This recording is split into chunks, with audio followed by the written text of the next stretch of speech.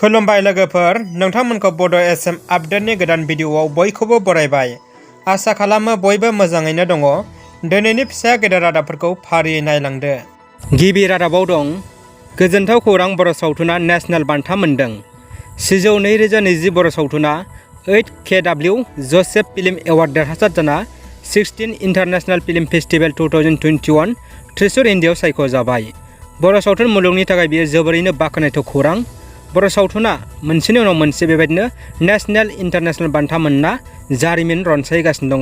आसामाव दिनैनिफ्राय माखासे जिल्लानि गुदि फरायसालिफोरा बन्द थाबाय। दिनै 19 एप्रिल खालारनिफ्राय रायजोनि माखासे जिल्लाफोरनि एलपि फरायसालिफोरा बन्द थागोन होननानै सोरखारा फोसावदोंमोन। कभिड गोसारनायखौ होबथानो थाखाय सोरखारा बे थांखिखौ लादों। थाखो 5 आरो बेनि गाहाय थाखोफोरा बन्द थाबाय। जाय जिल्लाफोराव कर'ना भाइरास गोसारनाया 100नि बारा जादों, बैफोर जिल्लाफोराव बन्द थागोन होननानै सोलोंथाइ बिफाना फोसावदोंमोन। बे लेखायैनो कामरुप मेट्र', बरपेटा, जरहाटनि गुदि फरायसालिफोरा बन्द थाबाय। दानिया फैबावदो लोगोफोर गुबुन मोनसे खौराङाव। गहपुराव दुखुनांथाव जाब्रबथाय जानायखौ बिटिसि खुंथायनिफ्राय सुलाद लाहैदों। गहपुरनि 2 नं बिक्रमपुर गामियाव दुखुनांथावै लामा जाब्रबथायाव अबथिरायै सानै सुबुंनि जिउ गोमानानै लानांनाय आरो गोब्राब जोखोम जानाय देहा फाहामसालियाव देहा फाहामथाय लागासिनो थानायखौ बिटिसि सोरखारनि मावफुं सोद्रोमा दाउबाय साहा बर'जों लोगोसे माजबाद बिधान सभानि इउपिपिएल दोलोनि बिजाथि बिथां रतेन्द्र दैमारिया सुलाद लाहैदों। सानै जिउ खोमानांनाय सानै सुबुंनो साफायाव 1 लाख राङै अनसुंथाइ होयो आरो गोब्राब फाहामथाय लाबाय थानायनो नोगोद 2,50,000 रां अनसुंथाइ हैदों होननानै खौरांनिफ्राय मिथिनो मोननाय जादों। आसाम बिधान सभा बिसायख'थिनि फिन भट थुनाया मोनथाम जिल्लायाव गाबोन जाफिनगोन। आसाम बिधान सभा बिसायख'थिया थांनाय 27 मार्च आरो एप्रिल दाननि 1 आरो 6 खालाराव मोनथाम खोलोबाव खुंफुंजादोंमोन। नैथि खोलोबनि भट थुनाय हाबाफारिया थांनाय 1 एप्रिल खालाराव जानानै थांदोंमोन। बे समावनो इभिएम मेसिनखौ आयेननि बेरेखायै गुबुन जायगायाव मोननायनि जाउनाव दुंहाव थासारि सोमजिनाय जादोंमोन।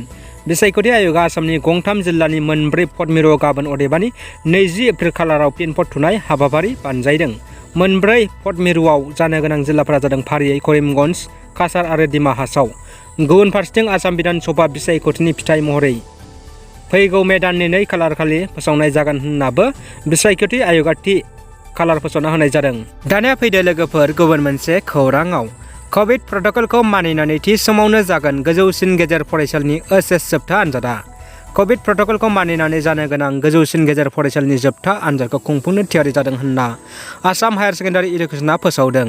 आनजाद खुंनायनि बागै रोखा खालामना होयो आसाम हायार सेकेन्डारि इडुकेसननि नेहाथारि रमेश चन्द्र सुथियाया।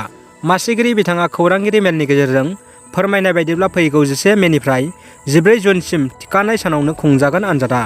आनजादनि थाखाय गोनां जानाय एडमिट कार्ड, फिननाय लिरग्रा बहिफोरनि थियारि खालामनाया फ्राय जाफुंनायनि लामायाव होनना बिथाङा फोरमायो। बिथाङा बुंबावनाय बायदिब्ला रायजो सरकारा खानानै होनाय कभिड प्रट'कलखौ मानिनानै आनजादखौ खुंनाय जागोन। गासै गं 820 आनजाद मिरुआव आनजाद खुंनो थाखाय थियारि जादों। मख'नो गोनांदि जानो गोनां गोजौसिन गेजेर फरायसालिनि जोबथा आनजादाव गासै सा 2,89,399 फरायसाफ्रा आनजादाव जिरायगोन। बिनिनो बिगियान स्ट्रिमाव सा 40,588, आर्टस स्ट्रिमाव सा 1,75,175, कमार्स स्ट्रिमाव सा 1,08,178 आरो भकेसनेलाव सा 853 फरायसाया आनजादाव जिरायगोन होनना मिथिहोदों। दिल्लीखौ 7 सान लकडाउन फोसावबाय।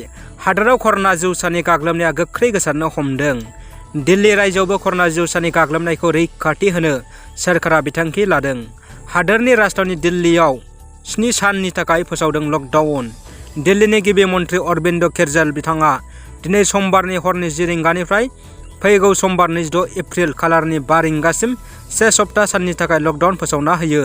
मख'नो गोनांदि बे लकडाउननि गेजेरजों सुबुं माहारिया देहा फाहामसालियाव थांनो ओंखारनाय आरो फार्मासिफोराव मुलि मलम लायनो कर'ना भेक्सिन लाजानो थांनायफोरनि थाखाय लकडाउनआ जेबो हेंथा फैनाय नङा होनना बिथाङा मिथिहोदों। दानिया फैदो लोगोफोर जोबथा खौराङाव। 23थि मुंख्लं फोरदाना दैमारिनि थैनाय सान फालिदों। उदालगुरि जिल्ला दुलाराय बर' फरायसा आफादनि बानजायनायाव मुंख्लं फोरदाना दैमारिनि 23थि थैनाय सान फालिदों।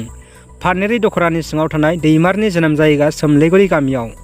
उदालगुरि जिल्ला एबसुनि आफादगिरि मानगोनां लहित बर'आ आफादनि फिरफिला बेरहोनायनि उनाव दुलाराय बर' फरायसा आफादनि मानगोनां आफादगिरि दिपेन बर'आ मुंख्लं खाम्फायाव बिबार बावनानै मुंख्लं फरदाना दैमारिनि मावलांनाय खामानिनि सायाव गुवारै फोरमायनानै बिथांमोननि आदर्शखौ उन जोलैफोरनो होलांनो थाखाय खामानि मावगोन होनना बुंथियो। दिनैनि रादाबा एसेनोसै लोगोफोर। नोंथांमोना रादाबखौ मोजां मोनबायब्ला लाइक होदो, लोगोसे रादाबा माबायदि जाखो कमेन्टनि गेजेरजों फोरमाय, आरो दासिमबो आंनि बड' एसएम आपडेट इउटुब चेनेलखौ साबस्क्राइब खालामाखैब्ला अन्नानै साबस्क्राइब खालामदो, जाहाथे आं गोदान रादाब लाबोयोब्ला नोंथांमोना सिगां नुनो हानाय बायदि। गोजोन्थों।